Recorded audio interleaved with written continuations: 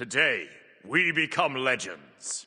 Now that Smite 2 has been fully revealed and all the info we've got has had some time to stew, I thought I'd give my overall thoughts on the game, what I like, what I don't like, the good, the bad, and everything in between. So let's jump in. So I'll be talking about a lot of information on Smite 2 in this video, and if you're not fully caught up on what's going on with the game, I have several videos out on my channel already covering the information you need to know.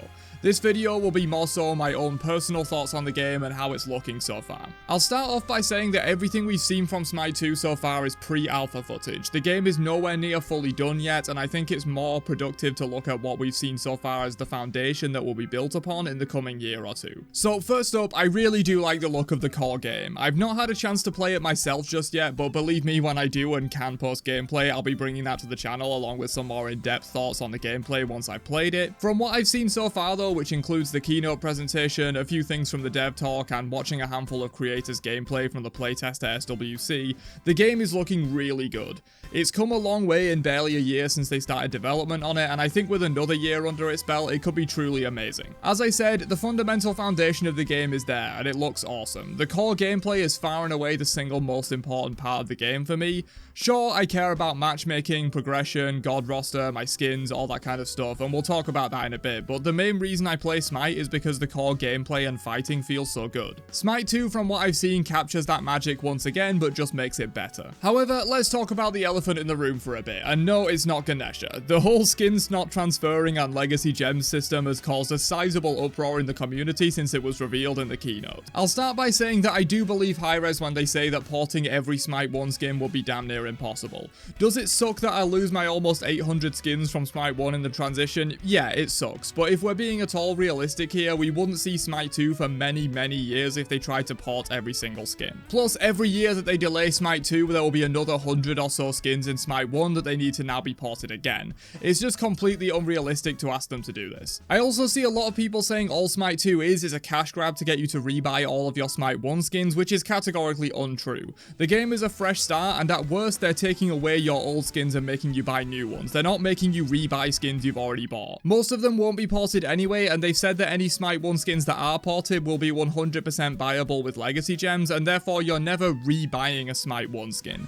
Any that get ported are free for you to buy if you bought them in Smite 1. I will say though, I think Hi-Rez should make the effort to port all tier 5 skins, and ideally allow anyone who owned them in Smite 1 to buy them back with 100% legacy gems. They mentioned that tier 5s take about 2 person months of work to make, so if they put a 4-person team on it, they can port a tier 5 every 2 weeks, which seems more than doable to me. These skins are special and should be treated as such in my opinion. Not porting them would be a bit of a slap in the face of the people who bought them, especially in the recent event, and unlike porting every single skin, porting just the tier 5s is doable. Overall though, I do think the legacy gem system is pretty fair, especially compared to how most game franchises do sequels. Most of the time when a sequel comes out, you lose absolutely everything you had in the previous game. I've seen so many people over the years complaining that Smite needs an engine upgrade and improvements to the core gameplay, but then when Hi-Rez actually deliver on that, those same people have now found something else to complain about. We don't live in a utopia where everything you want can be done with a snap of your fingers, and I think legacy gems is definitely on the more fair side compared to other franchises with sequels. Quick note on the God Pack as well, which we don't have any real info on yet, but personally I think it will be a good show of faith to the community if they either transferred the God Pack over or allowed it to be bought with legacy gems. I imagine God Pack sales aren't really a huge portion of total revenue for Hi-Rez, and giving people the option to buy the God Pack with 100% legacy gems would be great in my opinion. That said, the Founders Packs will come with the God Pack, so I think it's probably unlikely it will transfer over given there's already an option to rebuy it through a Founders Pack. Hey, if you're enjoying the video so far, don't forget to subscribe to catch all my news updates and everything else Smite 2 related. I try to get these videos out as soon as possible for you guys and would really appreciate the support. Thanks. So a quick note on the new item system in Smite 2, as a lot is changing compared to Smite 1. The long and short of it is that they are moving to a component-based item system similar to League of Legends, where a bunch of tier 1 components exist and every tier 3 item is built out of some combination of those components. Active items are also coming in Smite 2, which are regular tier 3 items that have a button press to activate an effect, basically like a relic attached to an item. I've seen a lot of people say they're not a fan of this new system, but for me personally, I think it's going to be really interesting. Smite's item system basically hasn't changed in 13 years since the early alpha in 2011, and it's very basic overall. The system does add some complexity to it, which you have to be careful with if Smite 2 wants to attract completely new players, but I think think for any Smite 1 players moving over, which in my view will be the majority of Smite 2's initial player base, I think you'll be fine learning this new system pretty easily if you're transitioning from Smite 1. Getting used to active items will be a little weird at first, but in my experience with League, I fairly quickly picked up the idea of remembering to use that active item effect in a fight, and when I was trying League, I basically just stuck to only one active item in my build to keep it simple while I learned the game. So my advice for anyone apprehensive about this system will be to just start off with one active item that you plan to have in your build so as to not overload your brain, and once you're used to that, you can look at maybe implementing more than one into your build.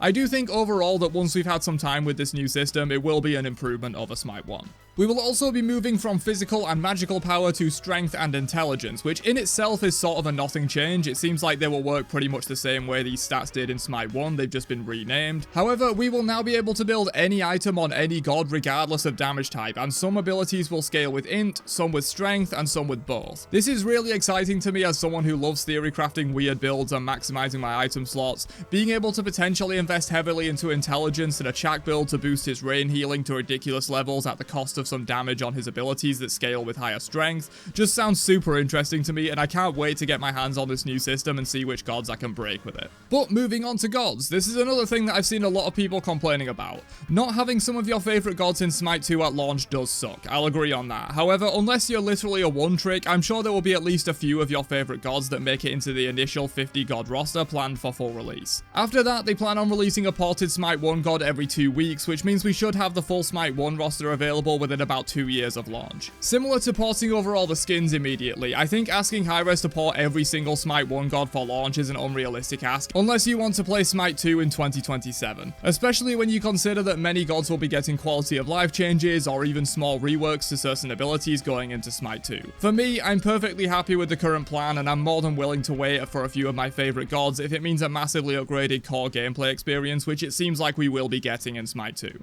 Quick mention to crossplay and cross progression, which is officially confirmed for Smite 2, and yes, even PlayStation will have complete cross progression for the new game. One thing I'm not sure on at the moment is if Smite 1 will have cross progression with Sony, but for Smite 2 you should be good to go in terms of linking your PlayStation account and getting all of your legacy gems. And you can play Smite 2 on PC, PS5, Xbox Series S/X, and Steam Deck with no annoying barriers, which is really cool to see. However, it appears that Smite 2 won't be available on Switch, which I honestly kind of saw coming. If you're not aware, Smite runs absolutely horrendously on the Switch, with many players not even being able to play Conquest without the game instantly crashing. Given Smite 2 will likely be harder to run than Smite 1, the Switch would have no chance, unfortunately. It sucks, but that's just how it will be, I think. Smite 2 SPL, if done right, should be also a major upgrade over Smite 1. The scene will once again be global, where teams from anywhere in the world can compete to show off their skills. As someone who was heavily invested in the EU-NA rivalries back in the early days of Smite 1, I'm super excited to see where the pro scene for Smite 2 goes once it gets up and running. Plus, they've already confirmed that some LAN events will be held in Europe or the UK, which as someone from the UK that didn't go to Worlds for the sole reason of it being too expensive to travel to the US every year,